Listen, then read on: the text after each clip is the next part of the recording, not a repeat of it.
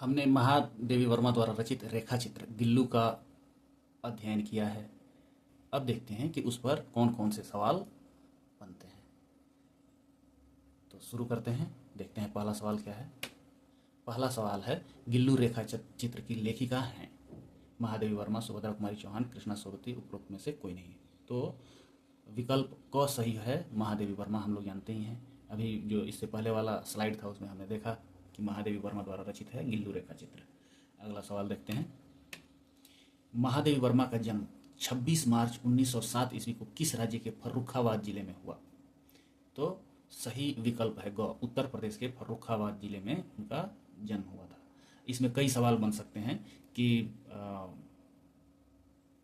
उत्तर प्रदेश के किस जिले में महादेवी वर्मा का जन्म हुआ? तो फर्रुखाबाद। महादेवी वर्मा का जन्म किस जन्म की तारीख है? तो 26 मार्च 1907 ईस्वी।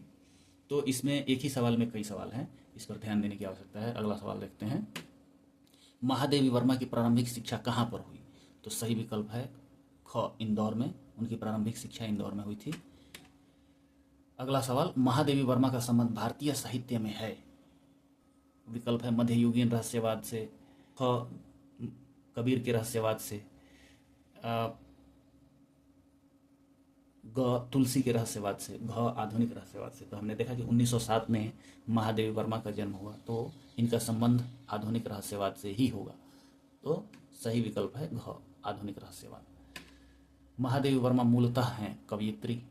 हमने जो व्याख्या की है इस पाठ की, उसमें उल्लेख किया है कि मूलतः कवयित्री हैं महादेवी वर्मा। हालांकि उन्होंने गद्य भी लिखा है, जैसे जो गिल्लू रेखा चित्र है वो महादेवी वर्मा का लिखा हुआ है और वो गद्य है।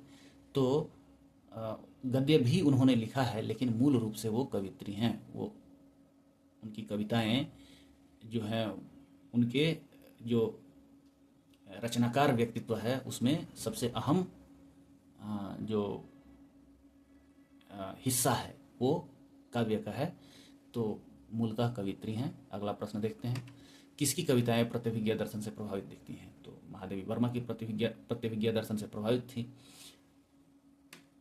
अगला प्रश्न है, महादेवी वर्मा को उनके गीतों की लंबी श्रृंखला के कारण कहा जाता है? गलती से कहा जाता है टाइप हो गया है, कहा जाता है। गीतों की लंबी श्रृंखला के चलते महादेवी वर्मा को कहा जाता है आधुनिक युग की मीरा। अगला सवाल देखते हैं। महादेवी वर्मा की कविताओं और गद्य दोनों में प्रमुखता है हास्य की, ओज की, वीरता की, पीड़ा और वेदना की। तो उनकी कविताएं और गद्य दोनों हम देखेंगे तो उसमें पीड़ा और वेदना की प्रमुखता दिखती है। तो सही विकल्प होगा घ, पीड़ा और वेदना की। अगला प्रश्न देखते हैं। किसकी सहायता से महादेवी वर्मा ने अखिल भारतीय कवि सम्मेलन कराया? इलाहाबाद में उन्होंने यह कवि सम्मेलन कराया था। और सुभद्रा कुमारी चौहान, जिन्होंने लिखा है झांसी की रानी कविता, वो इनकी बहुत अच्छी मित्र थी, सहेली थी इनकी, और उन्हीं की सहायता से अखिल भारतीय कवि सम्मेलन महादेवी वर्मा ने इलाहाबाद में कराया था। अगला प्रश्न देखते हैं। सुमित्रानंदन पंत और सूर्यकांत त्रिपाठी निराला थे महादेवी वर्मा के भाई की तरह, महादेवी वर्मा के अभिभावक की तरह, महादेवी वर्मा के शिष्य की तरह, उपरोक्त में से कोई नहीं। तो सुमित्रानंदन पंत और सूर्यकांत त्रिपाठी निराला महादेवी वर्मा के भाई की तरह थे। ये दोनों उनको अपनी बहन मानते थे और महादेवी वर्मा इनको अपने भाई की तरह मानती थी। सगे नहीं थे लेकिन उनको अपना भाई मानती थी। तो सही विकल्प होगा क, महादेवी वर्मा की भाई की तरह थे सुमित्रानंदन पंत और सूर्यकांत त्रिपाठी निराला। अगला प्रश्न देखते हैं। महादेवी वर्मा ने किस पत्रिका का संपादन किया? तो महादेवी वर्मा ने चांद पत्रिका का संपादन किया था। अगला प्रश्न देखते हैं। महादेवी वर्मा को मिलने वाला पुरस्कार है? मंगला प्रसाद पुरस्कार भी मिला, भारत भारती सम्मान भी उनको मिला है, ज्ञानपीठ पुरस्कार भी मिला है, पद्म विभूषण भी मिला है। तो सही विकल्प होगा उपरोक्त सभी। ये सभी सम्मान महादेवी वर्मा को मिले हैं। अगला प्रश्न देखते हैं।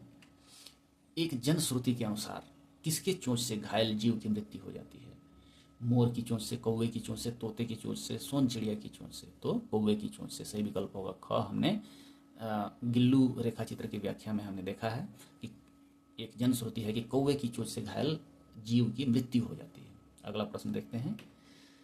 गिल्लू कहानी में सोन जूही में किस रंग की कली लगी थी?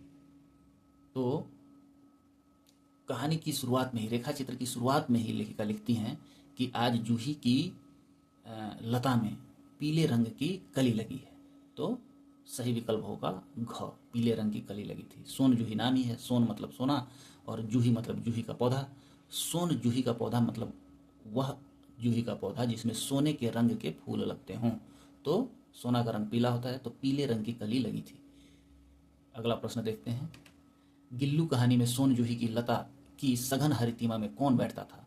तो गिल्लू जो था वो सघन हरितिमा में बैठता था सोन जूही की लता के। ये हमने देखा है, पढ़ा है। तो सही विकल्प होगा क, गिल्लू। कौन जीव है जो एक साथ ही समादरित और अनादरित है? हमने पढ़ा है कौवा। तो सही विकल्प होगा घ, कौवा। 17, गिल्लू किसके चोंच से घायल हो गया था? मोर की चोंच से, कौवे की चोंच से, तोते की चोंच से, सोन चिड़िया की चोंच से। तो हमने पढ़ा है कि कौवे की चोंच से गिल्लू घायल हो गया था। अगला प्रश्न देखते हैं। हमारे पुरखे क्या बनकर पितर पक्ष में अवतीर्ण होते हैं? हमने पढ़ा है हमारे पुरखे कौवे बनकर पितर पक्ष में अवतीर्ण होते हैं। तो सही विकल्प होगा घ। गिल्लू किसका नाम है? कुत्ते का, मोर का, हिरण का, गिलहरी का। तो जो सही विकल्प होगा गिलहरी होगा। गिलहरी का नाम उन्होंने गिल्लू रखा है। अगला प्रश्न देखते हैं। लेखिका ने गिलहरी के बच्चे की घावों पर क्या लगाया था?